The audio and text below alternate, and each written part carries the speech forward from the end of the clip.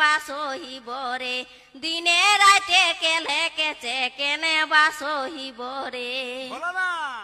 দাদা কথাটাই মাথা ধরাই দিল। মোরাই দিল রে ভাই। তোহর বাপের টাকাটাই কি আমার মাথাটা কিনেছে, আমার মাথাটা কিনেছে রে, কেমন লোকের ছেলা বঠি নাই কি চিনেছে রে, কেমন লোকের ছেলা বঠি নাই কি চিনেছে রে।